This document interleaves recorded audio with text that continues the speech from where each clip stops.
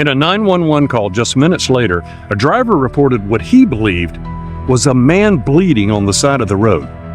Henry County 911, what's the address of your emergency?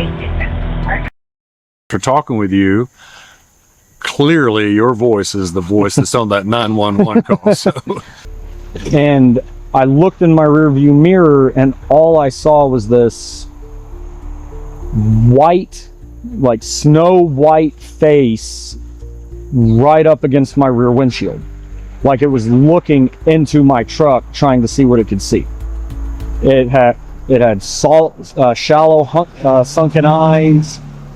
It had no nose. Just think if you took skin and put it on a human skull and stretched it thin.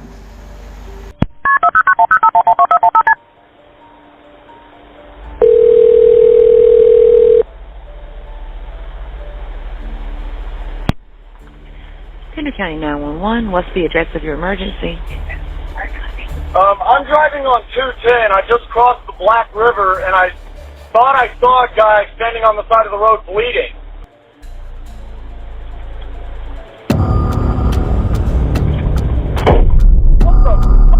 What was that, sir? Not human! That's not human! Sir, are you okay, sir? There's something in the bed of my truck! Okay, what's in the road? No, it's not in the road, it's in my truck! In the bed! There's something in the bed of your truck? Yes, ma'am, I just turned on my bed light for my truck, and there's something in my bed. Okay, sir, when you say something, what do you mean? I just knocked it off the bed of my truck and went over my roof. Okay, what was it?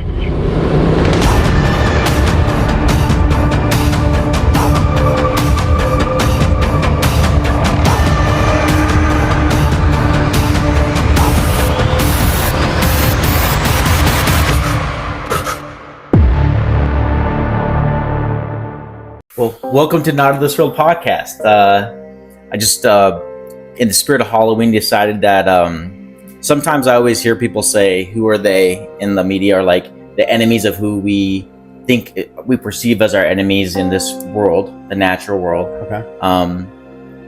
It's always they. They're doing this. They are doing that. You know, it's the they thems.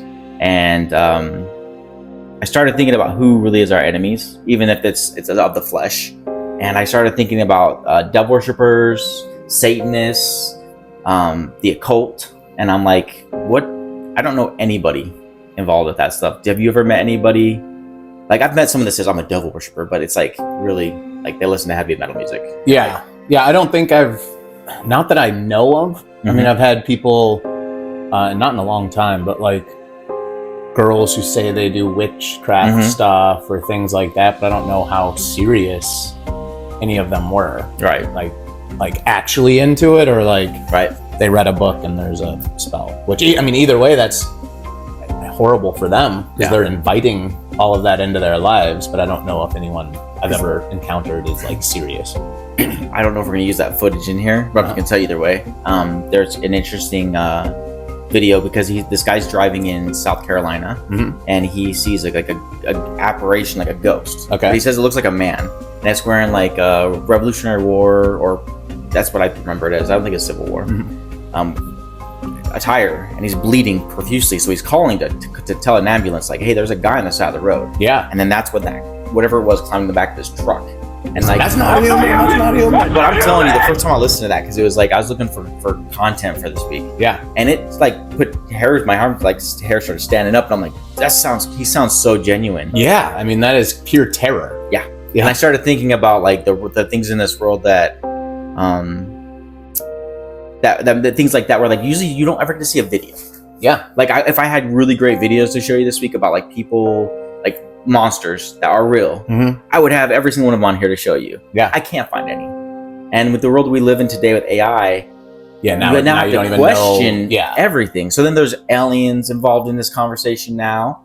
And I just started thinking about some of the interviews and things we've watched in the last week that there's a gentleman named Nathan Reynolds that I'm going to start the video clips off with. And I've shared some of his interviews with you, and he's a very interesting person. He doesn't really consider his family to be devil worshippers per se. Okay. But it's going to tell you more in the video. You want to Okay. start off with the video and then we'll get going on this, or is it you wanted to start with it? Yeah, really quick before we go into it. Number one, this is Steve. I'm Josh, Thanks. Not of This World podcast. Yeah. Welcome back to this episode, or if you're a first-time viewer, glad to have you here. Yep. No, have I ever told you the story about my mom seeing the thing in the road? I don't know. Tell me again. So this is pretty crazy. And by the way, I think you definitely should include that video into this, because that was pretty cool. But so when I was a kid, I think I was 10 or 11. We were living up by Chicago, and my brother was going to college at Western Illinois. So it was about a 3-hour drive. Okay. And my mom went to pick him up for Christmas break, and my other brother was with, Jason was with, and as they were driving home, and I only know this because my mom came home and woke me up out of sleep to tell me, because she was so like distraught by this, right? And so they were driving, and my oldest brother was driving, my mom was in the front passenger seat, and my other brother was asleep in the back seat. My mom said she was like trying to stay awake, but it was 10:30 or 11 at night, and it was blizzarding outside. And so she's trying to stay awake. She said she's like nodding off, but she wants to stay awake to make sure that my brother's good. And all of a sudden, she said she sees this man just standing in the middle of the road like this. And it was blizzarding outside, and he's just wearing jeans, a white t-shirt, and a black leather jacket that's open. Like, he should have been in warmer clothing. And he had his hair slicked back, like looked like a 1950s guy. And so my mom says she sees that, but she's like thinking she's sleeping, and all of a sudden my brother goes, "Oh my gosh!" And he swerved, and he like slams the brakes on, and he looks back because he had just passed a semi, and he wanted to see like if this semi was gonna hit the guy or whatever. Semi was gone, guy was gone. They both saw this happen, and my brother even said after, he's like, "There's no way I swerved in time. I would have hit that guy. Like I for sure would have hit this guy." And so they were so like freaked out by this whole thing. A couple months later, my mom's listening to some like show on the radio about like they were telling ghost stories or whatever. Apparently some guy in the 1950s got run over right there in that stretch of highway, and every year people see it happen. That's crazy. Like it's one of those things like you think you see something and then you discredit yourself so much. Anyone who's paying attention to our channel right now, like did I send you the video, the SpaceX flight? I thought I sent it to you. No, I posted it on our page. And it's basically a flight that took out of California as a SpaceX rocket going into space. Never mind. Either way, we're driving down the freeway, and my wife just starts yelling. I don't remember what she was saying, but it literally, I'm trying to drive on the freeway. And I'm like, she's like, "There's something out the window. There's something out the window." And if you go look at the video, it's not normal. There's a huge trail behind it. It looks like you wouldn't just guess that's a rocket going up. Right. And so we're like driving, and then my kids are getting into this, and I'm like, record that. Like, this is crazy. And I call my mom because she lives around the area, and I'm like, "Go look outside real quick." She goes, "Oh, it's probably just a SpaceX rocket." I'm like, no, you don't understand. This is crazy. And we're like making things up in our heads, like it's a UFO, and it turns out it was a SpaceX rocket. But the Nephilim are returning. But how many times I'd like say that you didn't record it or whatever, and it doesn't pan out? Like that one time we recorded, of course it turns out perfect because it is what it is. But it's so strange that when you get these videos of people talking or recordings, it somehow glitches out. It somehow doesn't record. You never get to see the actual thing. Like I looked at videos all up and down, and like it's like so unsatisfying when you get to like diving into it, and you're like, you say you have footage of something like Bigfoot. I've been watching a lot of stuff recently, like that people talk about it, like, but it's like this tying to religion with the Nephilim, and how these fallen angels came down and started doing crazy experiments on animals and things like that nature, where God sent the flood to wipe it out. But what got through is kind of where people go, and like there's more to it that you can dive into, and I'm planning on doing more of it with you. Like I think there's some really interesting things to talk about. Definitely. There's some stuff to look into that you're like, people really are convincing when they tell you these things. I know. But that's kind of why I started off this thing. Is like, do you believe what you hear? Do you believe what you say? Do you see in their eyes? It's so hard to discern Right. what is real. I'm open to Right. all kinds of things because we live in there's a spiritual world around us, right? We live in a physical world, but there's a spiritual world all around us. And so I'm definitely open to all kinds of things, but it's just so hard to tell what is real and not anymore. I know my son likes a cartoon dog, man. Yeah. I know that's the same thing. But how about we roll that video with Nathan Reynolds on the confessionals and just see what he has to say about things, and when we're done, we'll talk about what he shares about what he believes in this world. Okay, cool.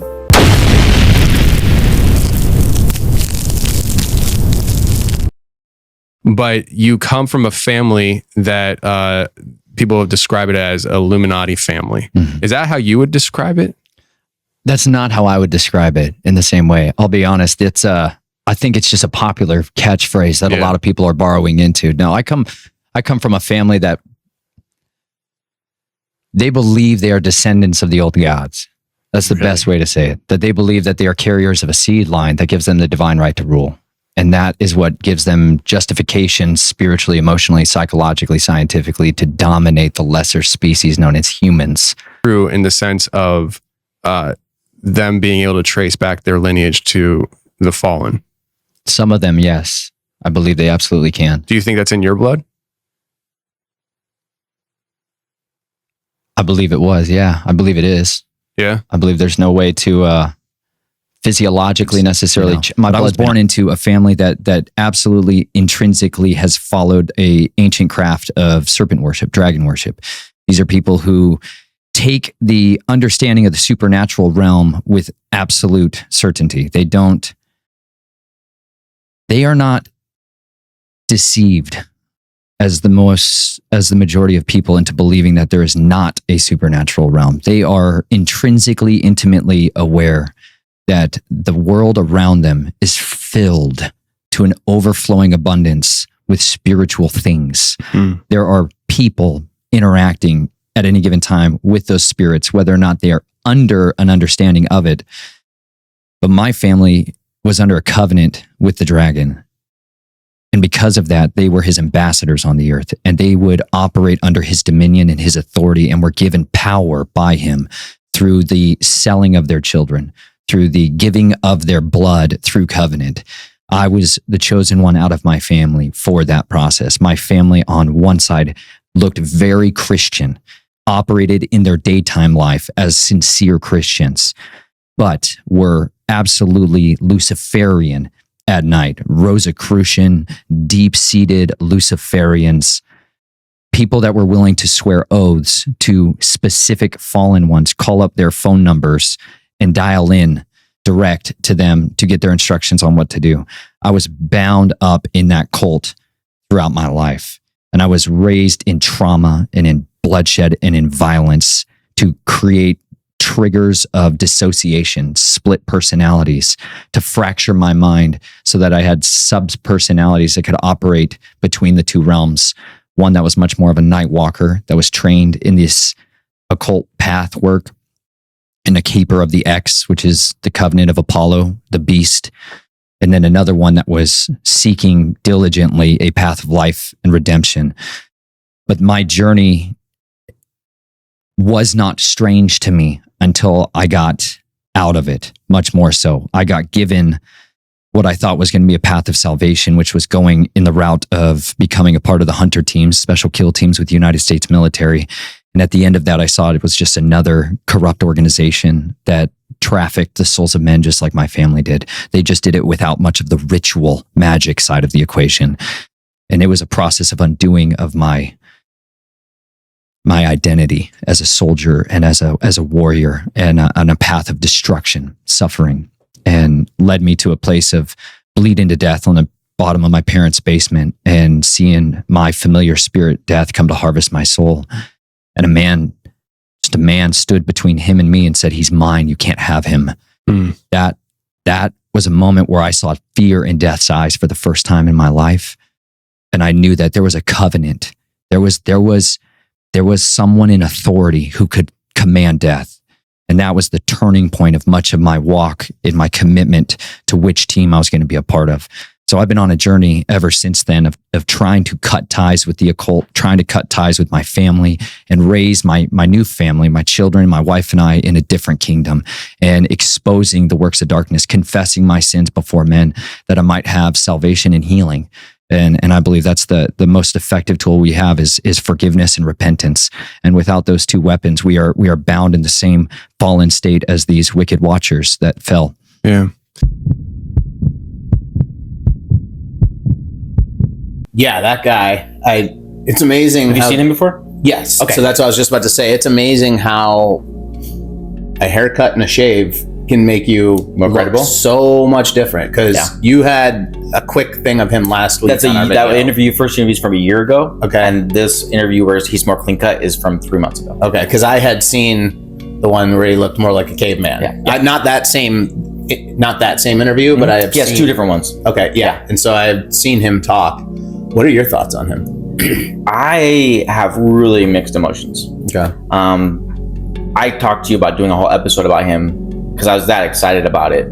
And as I was being like for former military, like I'm very proud to be a Marine. I think you can share that too. Yeah.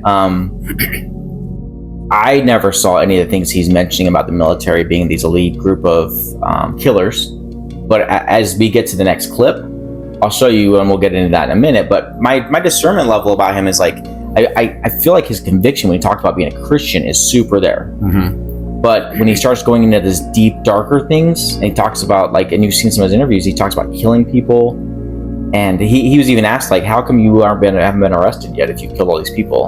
And he's like, basically credits it to either the devil's at work and let me do it, or God's on my back now too.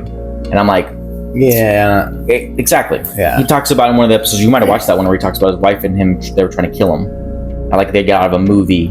Yeah. And, like, did you see that part? Yeah. And you're like, I didn't watch the whole thing. I only like saw some. And you're kind of like, yeah, I'm not saying I don't believe him. Like I'd love to talk to the guy. Yeah. And just pick his brain and see what he thinks. And like, we don't, he doesn't have a reason to be doing this otherwise. Like he has a book out that he puts out for free. He's like, it's one of those things where I guess you can pay what you want, but it's free otherwise. But it's all on YouTube. You can listen to his book. He tells his story about what happened to him, how he grew up in this family. But it's so foreign to me. Yeah. And so I mean, from what I remember hearing him say, so his family is like deep in, like they're high powered in that world, right? Yeah. So they're dealing with like celebrities and like government officials and things that he says are all involved. Yeah, he won't call himself the occult, but he's like, it's basically occult. Okay. So it is everything we think it is that we're told it's not. Okay. Yeah, I mean, I hope, it's a hard thing to say, I hope that he's telling the truth for the sake of him telling the truth, not for the hope that all of this is going on out there. Yeah. And I mean, it seems pretty clear that it is, all this stuff is really going on out there in this world. I didn't hear that part about like, so how have you gotten away with killing all these people? Well, yeah, but it's also interesting because he starts off that second interview of talking about how in Lake Havasu, he goes into detail about the London Bridge and how it was like a center for like evil, and like they buried people underneath it. He said you can go look it up. So I've not looked it up yet. Okay. But he also goes into a Catholic church, which I had a hard time I have family members that are Catholic, the same way he's talking about the military. I started thinking about people that I love and care about, and I don't want to put something on that could be damaging to their faith. Okay. Meaning, however you feel about Catholics being Christians and Christians vice versa, I love and respect my family enough to where I'm like, I really need to dive into this a little bit more before I just go on and throw it on there, because I'd hate to offend my family members who are Catholic that are God-fearing, God-loving people that I'd be like, I really need to think twice before we start throwing stuff into the internet that's going to last forever. Yeah. So I thought twice about it, but I'm not kind of the person that wants to believe people until they prove me that they're not trustworthy. Yeah. And everything I'm watching, it's very convicting. Like, I believe he's telling things, and like I've seen him cry in some interviews, and like it's genuine. Okay. Unless he's just a really good actor. See, that's the thing. I go back and forth. After I watched what I watched previously, it's just like, man, what he's saying seems true and legitimate. Like, definitely does, right? And then the same thing, like, why would he be doing this what would he be making all of this up for? Right. And if he's giving away a free book, if, you know,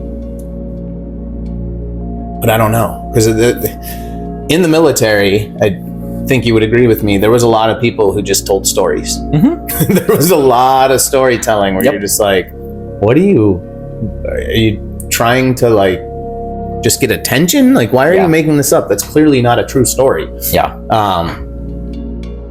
Yeah, I don't know. Or even the people that said like they worship the devil. Yeah. Like, there's a guy we served with that I'm pretty sure you know who I'm talking about. That he would openly say, "Oh, I'm a devil worshiper," but you knew he wasn't. You know what I mean? Like it was almost like because he listened to punk rock music or like devil like metal, death metal, and like it's like his persona. He's a Marine.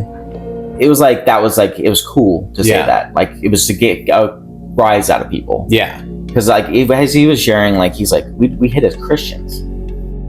It's a pretty good story to tell somebody like that's how much they want to be not seen. Yeah, they're not trying to put themselves out there. They want to operate in our world without being seen. And he believes he's a higher power.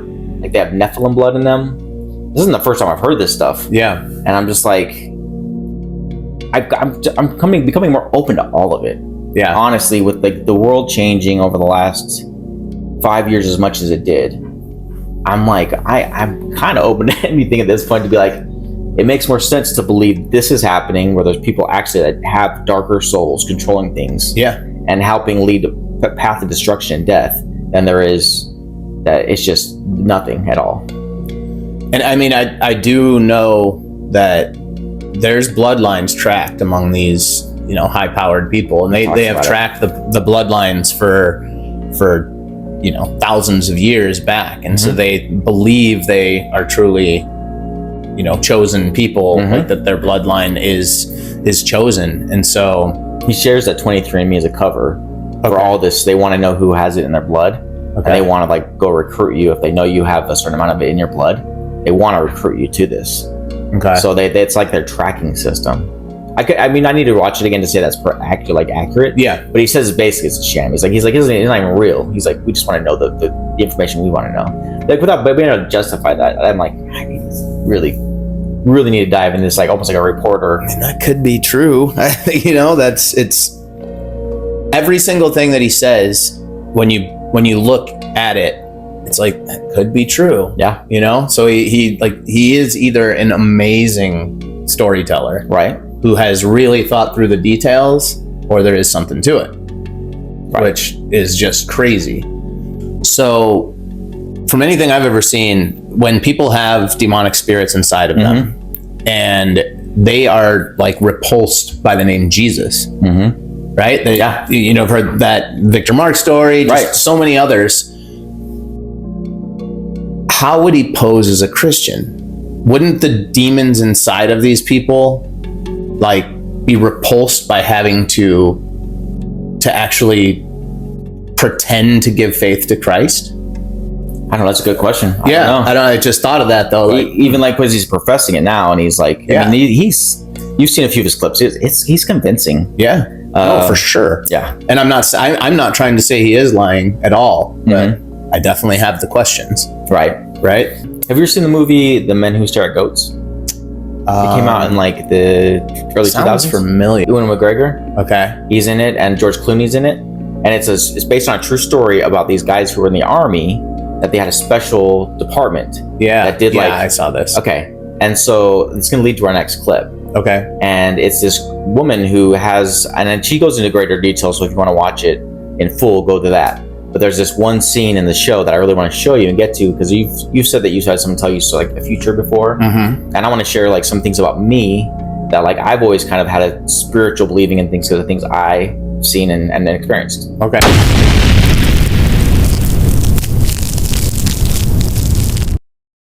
Have you had any experiences that solidify your beliefs? Not really. I mean, I don't have any scientific evidence.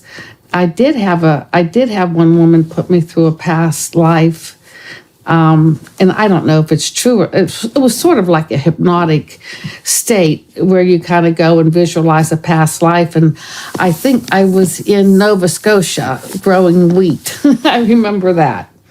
But I remember also there was a religion there that was very strict. I can remember in whatever, under that session, I remembered belonging to an organized religion that was very strict.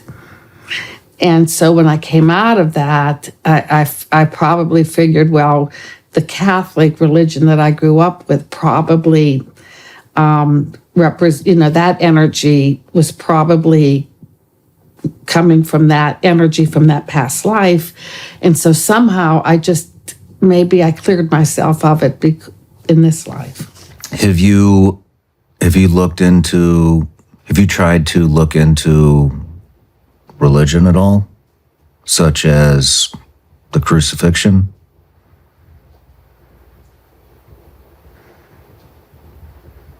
You have? Do you not want to talk about that?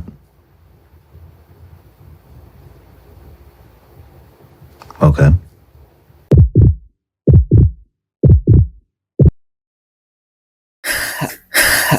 Men Who Stare at Goats, the army projects, they have people who do these special ops. She's one of these people who sees things. Okay. And she's told to do different things with her brain where she can find things or astral project her body somewhere else and see things. And that's what Sean Ryan's asking her, like, have you gone back and looked at the crucifixion? And just see her, like, she's pretty animated the entire show. And then he asks that and she sees her finger in her mouth. Yeah. Her eyes are just going left, right, left, right. I'm not saying she's possessed. I think she definitely walks in a demonic world. Yeah. Yeah. I mean, that actually just goes back to the question I asked about that other guy. Yeah. So how do you, if you're involved in all that satanic stuff, how do you pose as a Christian? How do you fake it? Because you see that response. Yeah. When she is, asks the questions, she can't even bring herself to answer. She can't even get words out of her mouth. I even wanted to know when she did this, what she saw. Yeah. Because that's wow. And then if you did have the ability to go back and see something to do with it, how could you not be a Christian? Do you know what I mean? Yeah. I can't imagine going back to the time when you saw Jesus get crucified. So you took that as her saying, yes, she was able to go to travel back to see Jesus crucified? I believe so. Okay. I watched it a year ago. Okay. And then I know that clip was something I wanted to share with because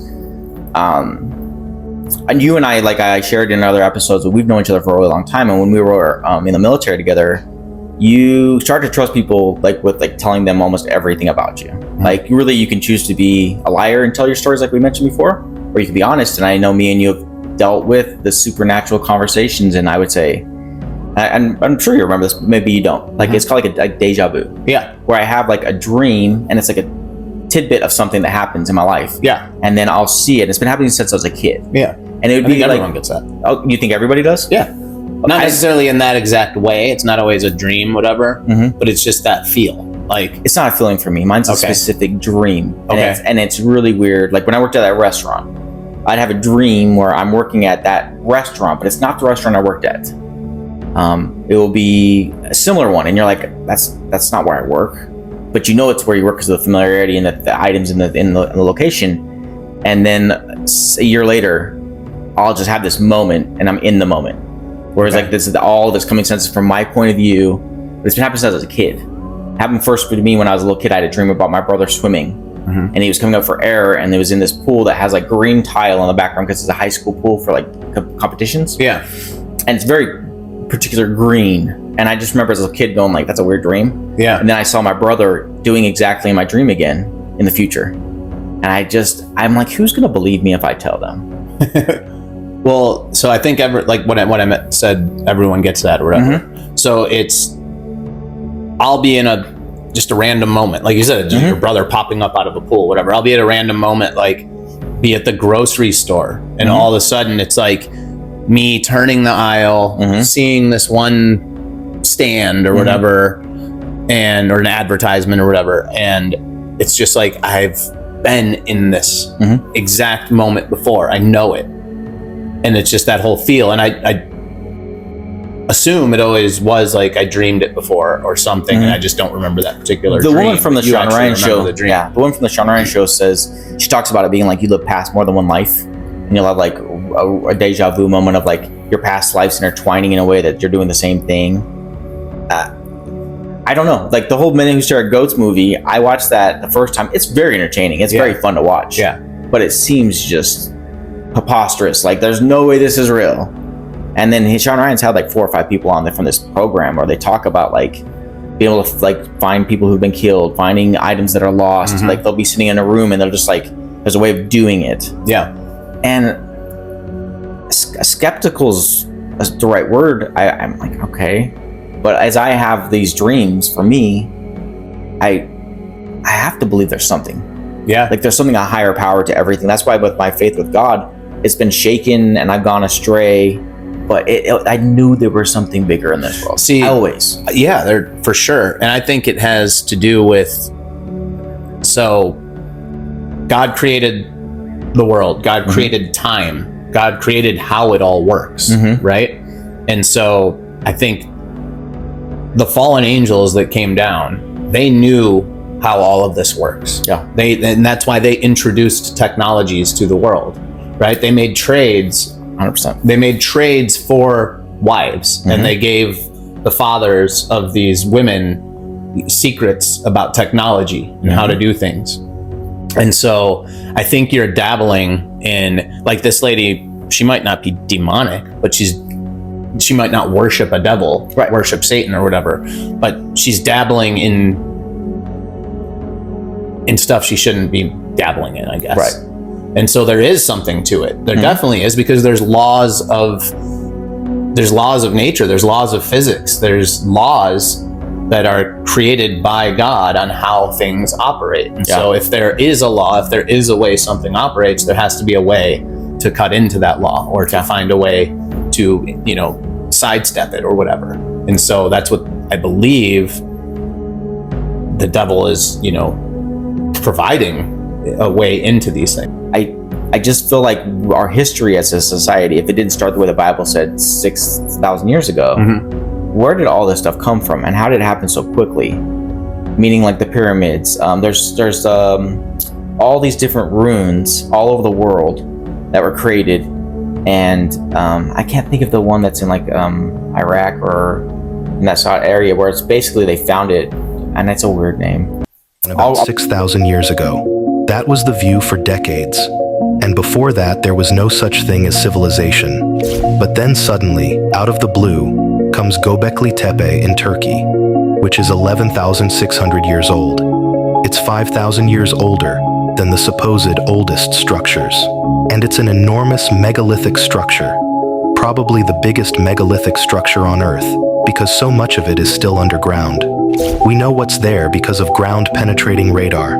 Highly sophisticated 20-ton pillars, beautiful astronomical alignments, deliberately buried by the people who created. They ran it for about 1,000 years, and then they deliberately buried it. And archaeology is still struggling to explain this. And they basically stopped all excavation, and they're like, we'll leave something for the future generations to have fun with. And you're like, what are you talking about? So I feel like when we talk about the Nephilim and all these things, like, there's definitely something to all this. And I feel like when the flood came, it washed away almost everything. And so you start to, like, how would a humongous temple like that get put underground? Besides God covering it. And then someone finds a little bit of it, and they start, like, they're like, oh, let's leave it alone. Because they started showing an excavation of it. And, like, you'll start to see, like, an entrance, and they're like, I don't know how they do the LiDAR or whatever it is to see underground, but it's supposed to be just ginormous. And you're like, why would you not excavate why would that? we not want to excavate? What would it tell us about our past? What is it hiding?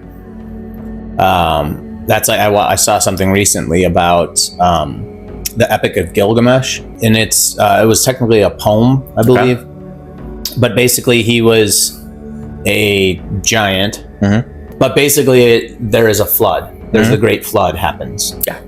I think, at the end of the Epic of Gilgamesh. But the only reason I brought it up is in the Iraq War, supposedly we found the tomb of Gilgamesh. I think I've heard that before. And there's like videos and pictures and stuff, and it was a giant. And like, so was that not just a poem written as fiction? Right. Was it actually a true story? And it would tie into, you know, the flood, the Great Flood, right, and all of that. But of course, if they found all that, why wasn't that all over the news? Why isn't that reported on? Why did we not get to see all of that? Yeah, but like any of the videos that we talk about with, like, if you saw something that was really like this, is it just not get put out? Does it like the, not to go off the deep end, but like the Miami with the aliens thing that happened a year and a half ago, or whatever, the mall, and then they're like, oh, it's just kids with fireworks, and like, it's like, why was there 100 police cars outside of this mall? Every video I see, that's like undercover video that you didn't get to see, and it's never anything that. I saw one where you could like see some big thing walking. I've seen that one too. But it's like, and it's still kind of like, okay, like there's nothing conclusive that you're like, okay, I believe it. Yeah, like we've talked about and shared about the alien stuff. Like, it's highly plausible because that Nathan Reynolds guy says there's all these creatures that live underground. He's like, it's all them. They've all moved underground. So like when they have these portals or places they can come out of, it's always in remote areas. Like Sedona is supposed to be a hot spot, and he said like Mount Humphreys in Arizona. He talked about Pikes Peak in Colorado. He said these are really places that if you go out at night and you're alone, he's like, you're gonna find something eventually if you're out there enough. Yeah, in Sedona, did you ever hear about that? The ranch. Oh man, what was the name of it? Robertson Ranch or something like that. He was in the 1950s or 60s. He was like a stuntman for videos, whatever, and he was semi-famous. But he bought this ranch outside of Sedona, and started having just crazy encounters happen on his ranch, and eventually it just got seized by the government.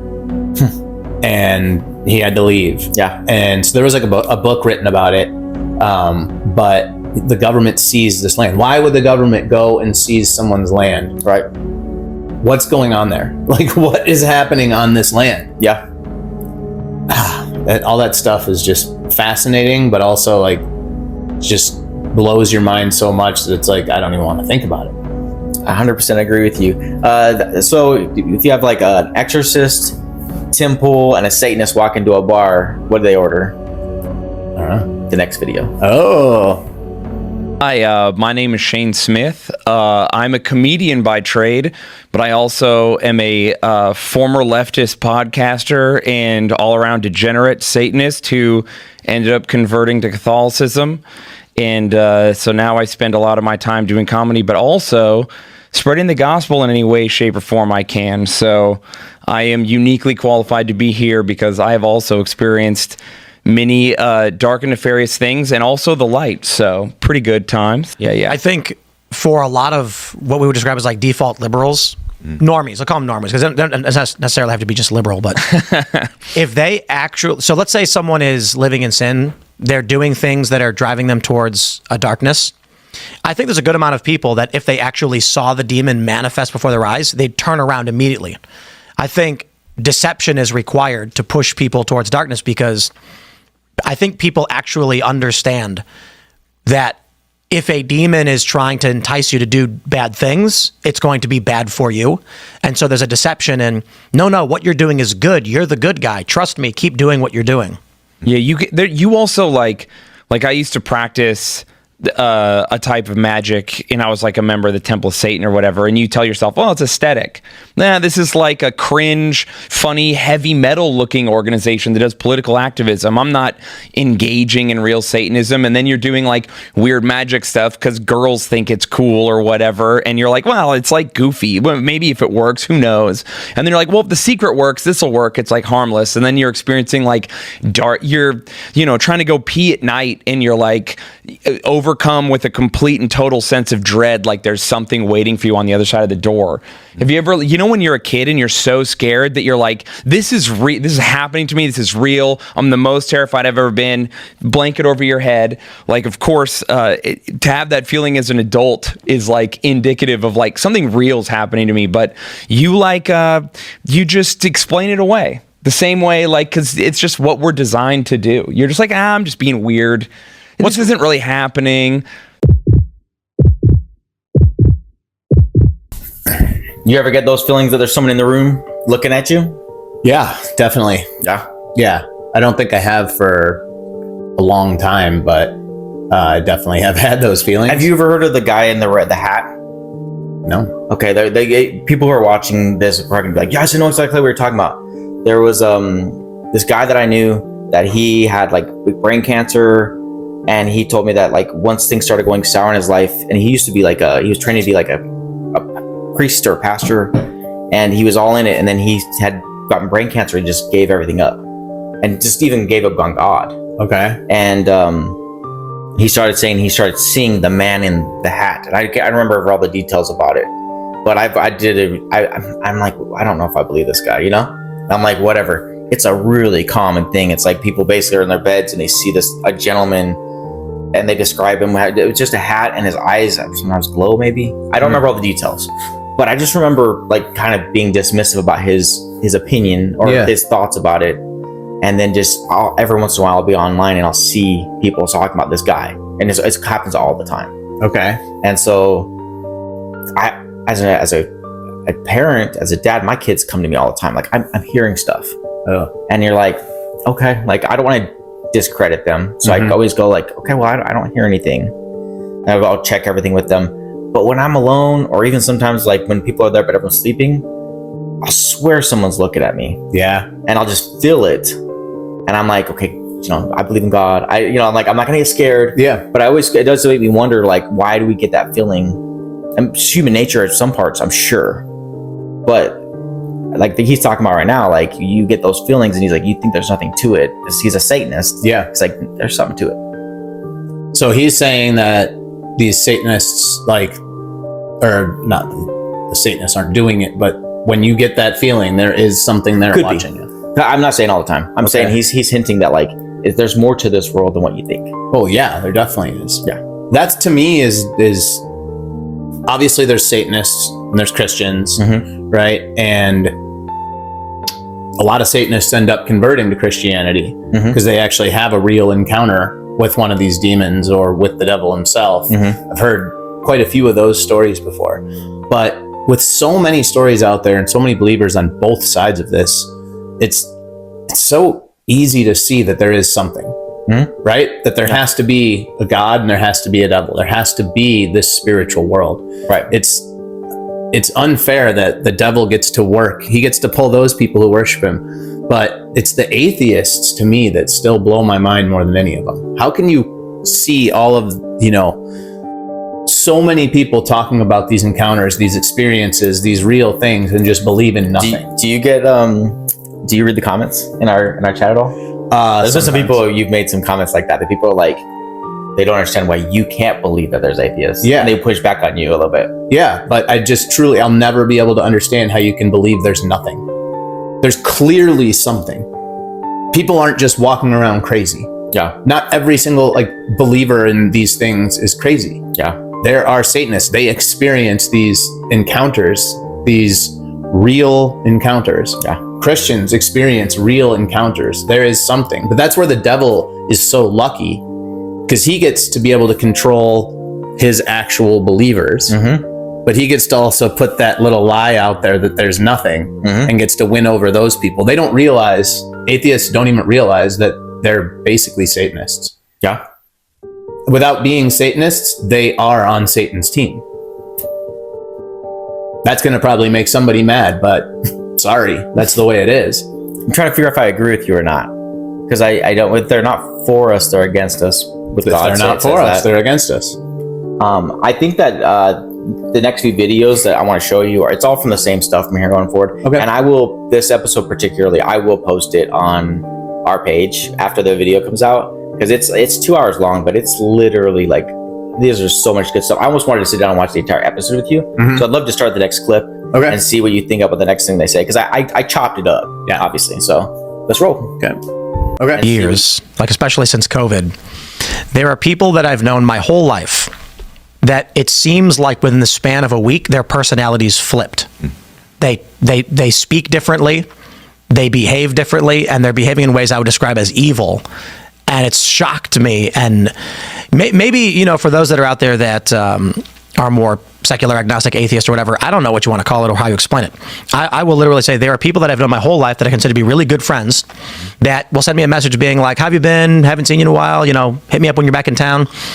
And then a month later, it's sending me nasty, evil messages saying, you're going to burn. I'll, like, you deserve this. You're sick, blah, blah, blah. And I'm like, that's just like a light description. There are things that people have done to me that have resulted in like legal action that I'm like, I don't understand how that's possible that a person would become that so quickly. I have seen things that I can only describe as winning the lottery 5 times in a row. So it's possible for these things to happen, but it's almost unbelievable. And then considering what we've seen in this country with all the behavior, I think people are letting in some kind of demonic force or darkness that's influencing their behavior. Well, I think it was kind of like what you're hitting on. It's kind of this soft occultism that we're seeing, where people are just incorporating these just rituals into their daily lives because they're trying to fill that void of spirituality. Yeah, and you even beyond the tarot cards. I mean, you're just getting like just weird stuff that people have not incorporated in their lives prior, like daily affirmation, right? Like Pilates and stuff like that. And it's like they're trying to fill this void, and I think that's heavily contributing. Yeah, it's important to know like what demons can do and how they do it too, because demons, possession isn't the only thing they do. There's vexation, obsession, oppression, and possession. Vexation is when demons are attached to objects and move objects around and affect our material world. Obsession is when they affect your mental health basically and put thoughts and things in your mind, because demons' main thing, they're spiritual beings. They don't have a physical body, but they can manifest in physical places, and so their main thing is trying to tempt you and like push you into certain places, but they're not like Christ. So Christ can hear your interior life, so you can pray silently, and Christ and the saints in heaven can hear you through the power of Christ. But demons can't hear your interior life, but they can be inside of you and poke around and look at what you're up to, see how you're feeling, and of course they're super intelligent beings that have a complete and total knowledge of everything because they're immaterial spirits that exist outside of time and space. And so just by watching how you're acting, they can kind of guess on what you're feeling and how to push you and tempt you. And so the idea is that they watch what you're doing and they try to like push you towards certain things.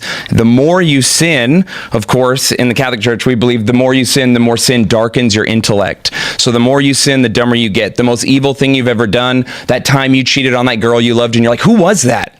I don't even know who I was. Why did I do that? Like, you literally don't know why you betrayed your friend or did some of the worst things you can imagine. That's sin darkening your intellect. That's you becoming basically drunk on stupidity from sin. And demons push you into that space. And the dumber you get, the easily they can manipulate you. And then they push you towards behaviors where you betray your friends weirdly or do crazy things.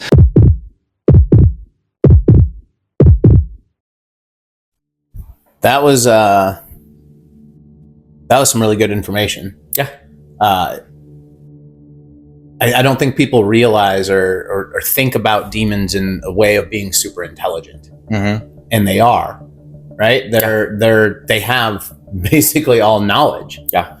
And so we are so easily tricked by demons, and we're so easily, pushed into falling for what they want us to fall for. Right.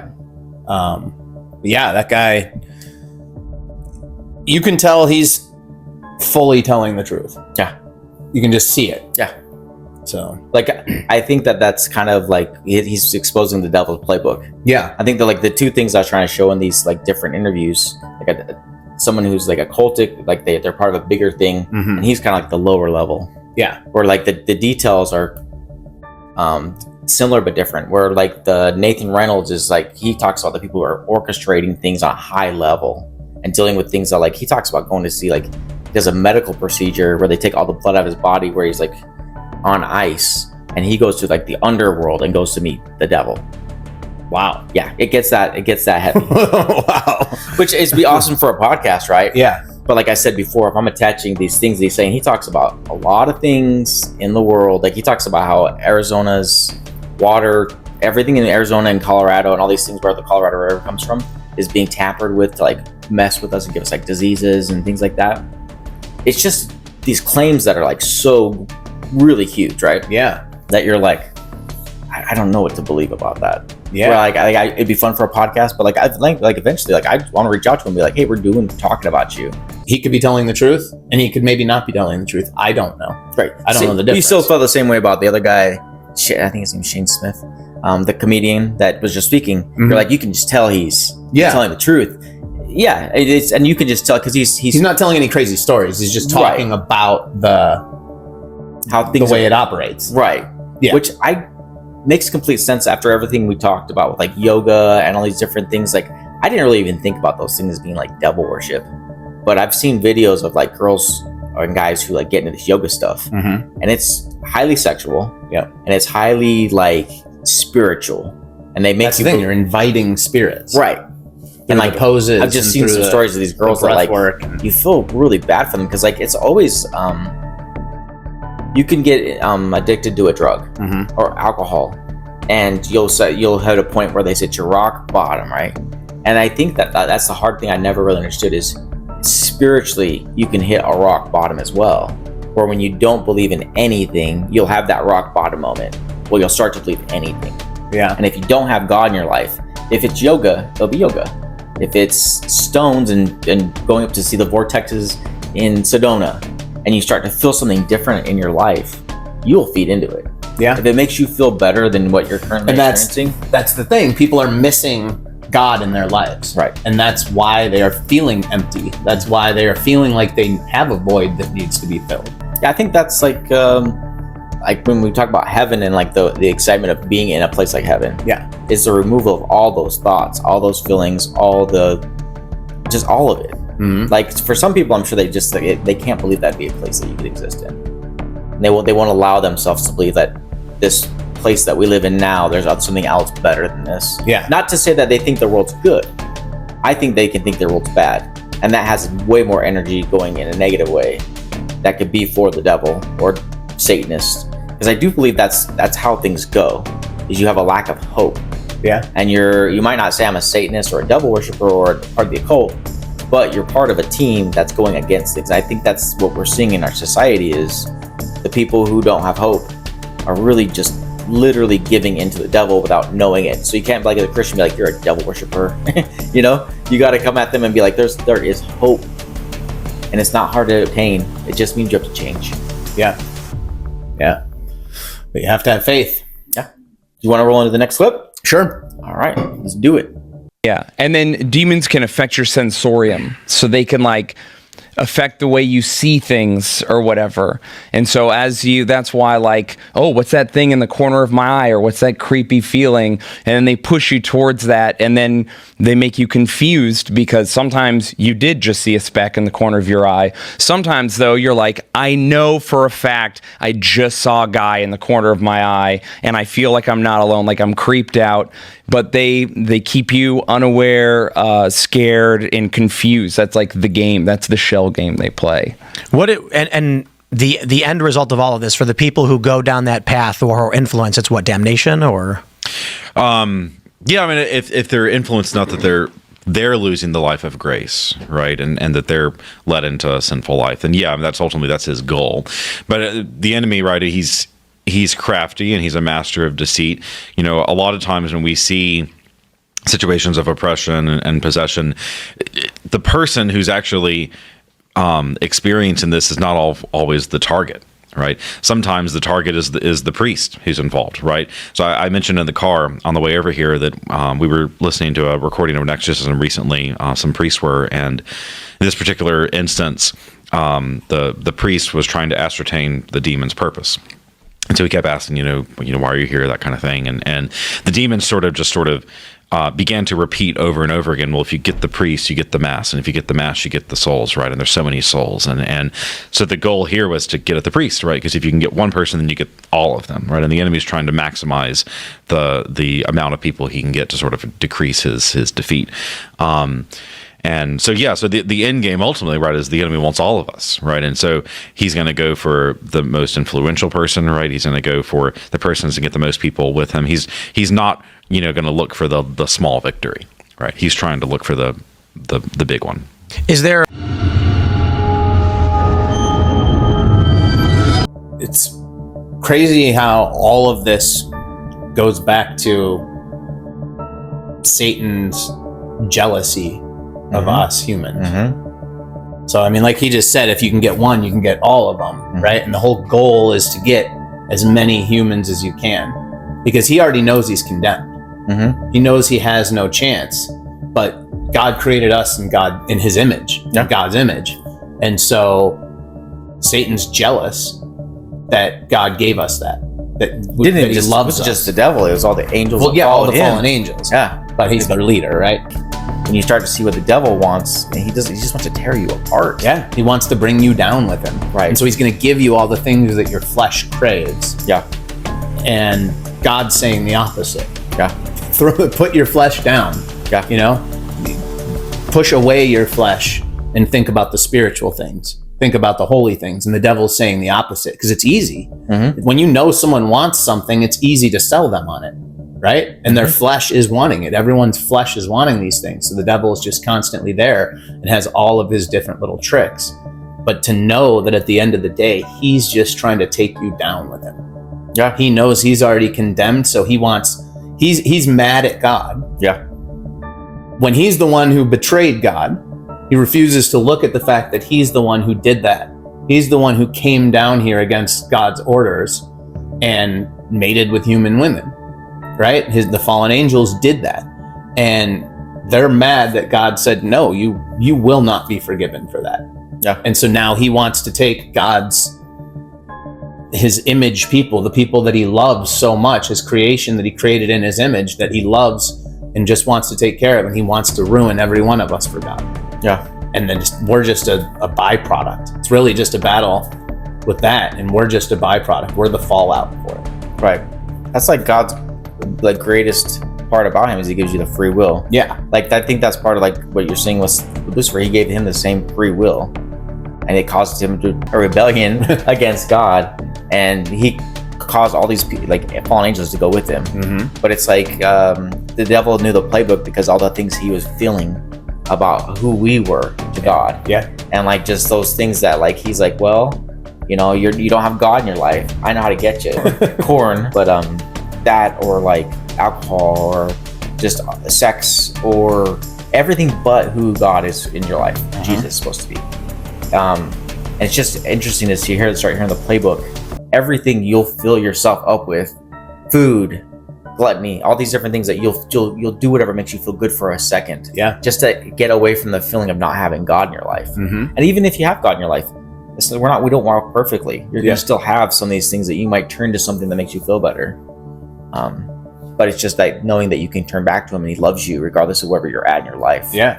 And that's why it says in the Bible that we're supposed to live in God at all times, right? If we can keep our mind set on God and our eyes set on God, we won't experience those times where we feel empty or feel lonely or feel like we're missing something. That's not always easy too. No. And I think that's one of the things that people who don't even they've looked into being a Christian, they think it's oh, you just got it easy. It's because you're putting off a positive attitude as much as you can. Not every Christian's like that either, but yeah. A lot of people I want to choose to be around. We're gonna have we might have a hard time, but we're gonna pick ourselves up and get going. Because we're not meant to live a life that's like that. Yeah.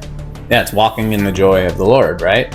It's the ones you see that are joyful, but it's because we know we're saved. We know that we have an eternity with God. We know that God is here with us and taking care of us and protecting us and giving us what we need to get through this life, right, to eventually go home to him.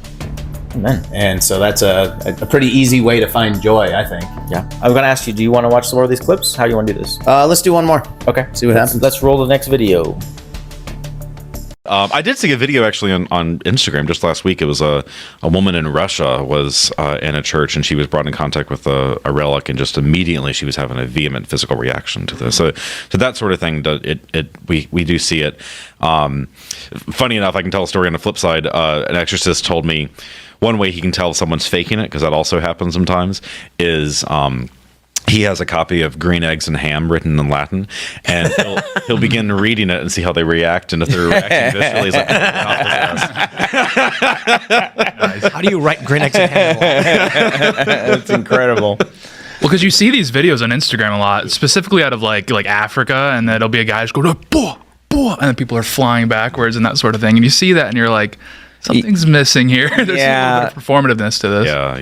Yeah, it's strange. I mean, that's like overly performative or whatever. The other interesting thing a priest friend had told me, and I've heard from other priests, and again, forgive me if I'm speaking out of turn, but is that it's actually a spiritual gift to come in contact with a demon or the devil in the long term, because you are having a situation where you're confronting evil directly and experiencing it in such a way that it galvanizes your faith forever. Whereas, like, that's why people who reject God or whatever, like, I've never seen a ghost, I want to see it, I want to have an experience, but I just can't have one. Why would the devil do anything to you? He already won. You're gone. He doesn't need you. He's not going to galvanize your faith. He's not going to make you feel like things are real. He's going to leave you in your lane to keep sinning. And the enemy also, he doesn't want his presence to be known. Exactly. Because that foils his plan, right? So, he's not going to go around and have people start doing things that are going to, allow him to, be manifest to someone, right? I mean, he wants to hide that.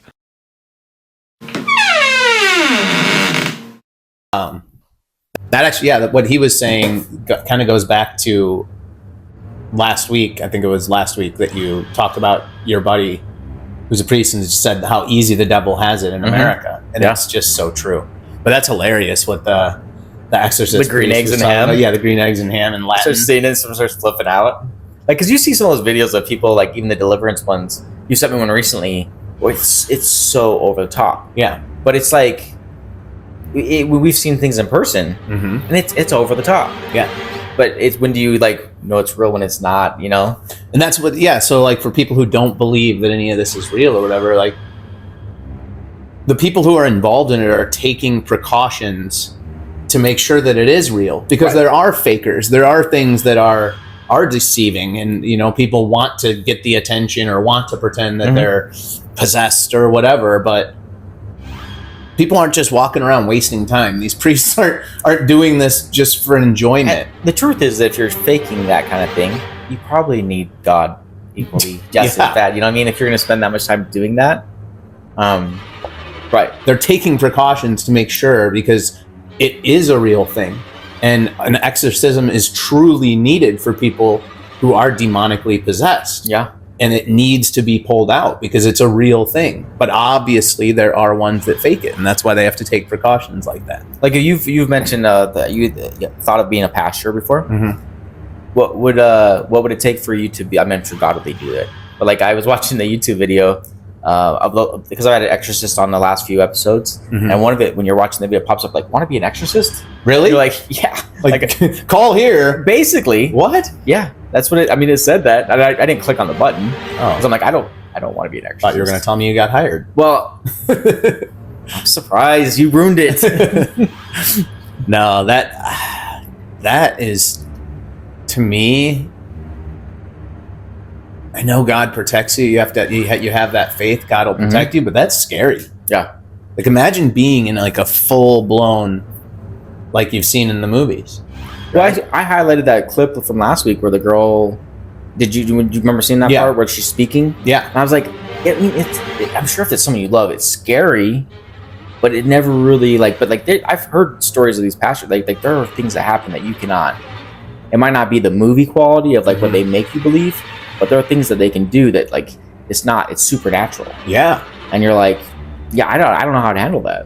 Yeah. There's that Conjuring, right? Those are some of my favorite scary and that's movies. Based on real, right. That guy just died recently. Did you hear about that? No, I didn't. Okay, so the Annabelle doll that's in the movies? Yeah. This guy was going around on touring with it and he touched it and he died. of a heart attack. Which you're like, so many of these things, like I think I shared this already, but how many times do you hear somebody who like you're some evil, and you're like, you'll go with the flow of it. You're like, oh wow, that's crazy. Tell me more about what happened. But if you were to say, God did something really awesome in my life, can I tell you about it? And people are like, hear how God did something awesome in your life, even if it's miraculous. They don't want to hear it. But if it's evil, like, tell me more.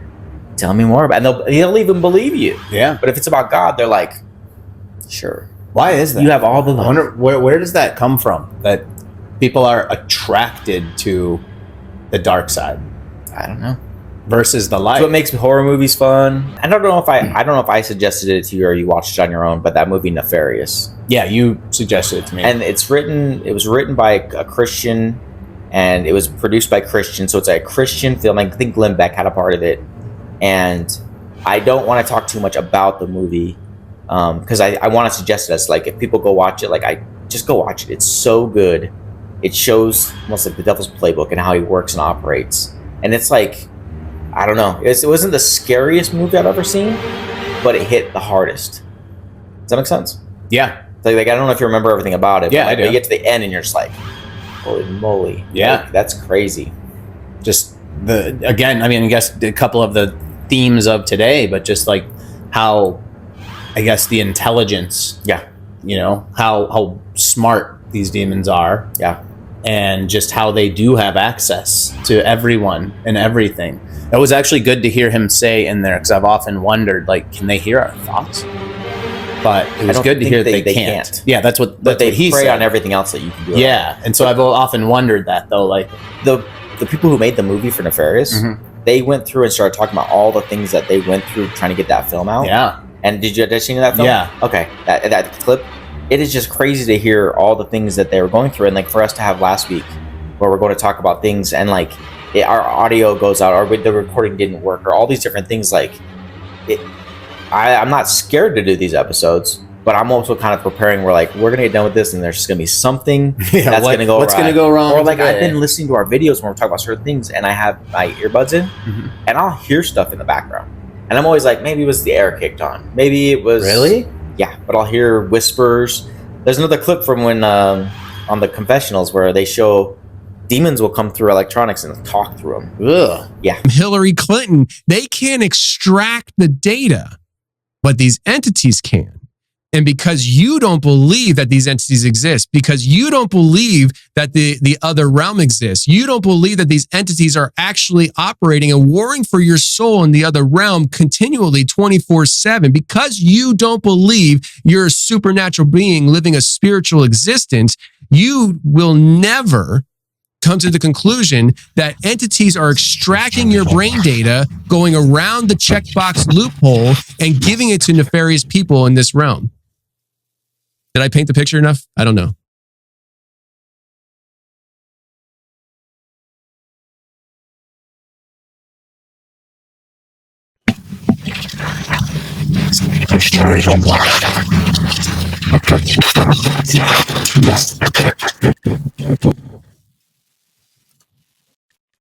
So before you go any further, your eyes said it all. I mean, go ahead and just say whatever you're thinking. It sounds like a demon specifically, not the tongue in the hush, but a demon trying to sow fear. Yeah. Well, I'll share something if I find it again. Protect us, Lord. Yes. We are doing this in to spread your word, Lord. Yeah, like, I'd never think about blessing equipment, but we blessed the equipment before, because we're like, we got it from a stranger, bought it, and I was like, you know where you're at. You know who you are. Ugh. So to wrap up the show, I started off asking, who are they?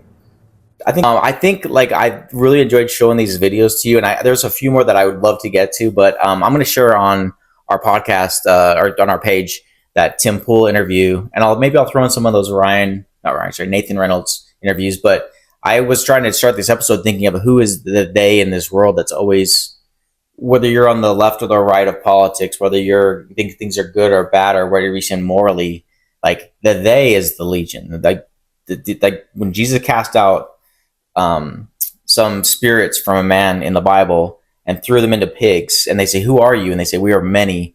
I think you got to start realizing how many fallen angels there are still on this earth trying to attack people, and that they and the them is the people. It's not God. So if you're not for God, you're against God, and whatever that looks like. I think you got to take a look at what you're putting into your life. Yeah. So Josh, I think you had some message you wanted to end with. Yeah, it's just something that's been on my mind lately while I've been reading the Bible, and it just felt like it was a message I'm kind of meant to give out. But it's for anybody out there right now that is struggling, financially, mentally, whatever. Maybe you just lost a job. Maybe you just lost a relationship. Maybe you're, watching other people succeed and it's really hurting. And really, it's just trying to remember that we are all part of the body of Christ. And sometimes you might feel like you're the toe, and that the toe isn't important, and that you're nobody, and that you're not doing anything with your life. But every one of us that's part of the body of Christ is just as important as the next. And so when Jesus lived on this earth and he had his 12 disciples, it was almost like they were the cells coming together and inside of a mother's stomach, right? And when Jesus left the earth, the baby was born, and it started off, with one church here, and then another church, and then another church. And so it started as a baby, and the body continued to grow, and Jesus is the head, and he's up above looking down on us and watching this body grow. And today there's over 2 billion Christians. And so that means we're huge. We are a massive body that we want to continue to grow. And so every one of us is just as important as the next. No matter what's happening in our lives, no matter what's going on, you have to remember that you are part of the body of Christ, which is now the size of a massive bodybuilder. And just like a bodybuilder, we have to be able to keep our body healthy. And I don't just mean our physical human body, but the body of Christ. And we do that by remaining in the Lord and trying to walk in his joy and continuously focusing on growing closer with him, trusting him more, and obeying him more. And so no matter what you're feeling, no matter what you're going through, seek him and rely on him and depend on him and truly trust in him, because you are very important and you always will be important. And really, that was it. I don't know why I felt the need I had to say that, but we love you guys, and hope you enjoyed the episode. Do you think you can't feel God's presence sometimes? Most of the time when you feel like you're alone, it's when he's working through things with you the most. So keep your head up, and we do love you. We'll see you guys next week. Bye. Bye. Bye. My 3-year-old asked a loaded question this morning. We were practicing the armor of God, and I have them repeat after me. I'm like, stand firm then with the belt of truth buckled around your waist. And after practicing a few times over and over again, she says with oatmeal in her mouth, what's truth? I'm like, how am I going to explain truth to my 3 and 4-year-old? But I had a mini flashback to the first day of my Old Testament class when our professor asked us the very same question, and he used this example, which I stole. So I point outside and I said, is it raining outside? And they're like, no. And I'm like, is it sunny outside? And they're like, yes. I'm like, that is the truth. If I said it was raining outside, I would be telling a lie. I point to the table and I'm like, is this a fork? And they're like, no, it's a table. I'm like, that's the truth. I walk over to the fridge, I put my hand on it, and I'm like, is this a car? And they're giggling. They're like, no, it's the refrigerator. And I'm like, exactly. That's the truth. To say it's a car would be a lie. And as I'm explaining this to my kids, I get this revelation, and I think to myself, you cannot know a lie without first knowing the truth. You cannot know that the refrigerator is not a car without first knowing what a refrigerator is. And it hits me. Satan is the father of lies. He's the ultimate deceiver, and he is cunning. But he doesn't just point at a table and call it a fork. He points to the world and calls it opportunity. He points to our anxiety and calls it discernment. He points to our Bible reading plans and calls it legalism. He points to our laziness and calls it grace. He points to our conviction and calls it a guilty conscience. He points to our money hoarding and he calls it wisdom. He points to our unkind social media posts and comments and calls it courage. He points to political violence and calls it justified. The truth is, we are not fighting against flesh and blood. We are fighting against the devil, his demons, and the unseen rulers of this dark world. And we haven't been given weapons of war.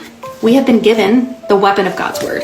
And it is about time that we start learning what it says so that we can know how to use it. So we can know and really, really know that Jesus is who he says he is, that he is the way, the truth, the life, and that nobody comes to the Father except through him. Love y'all.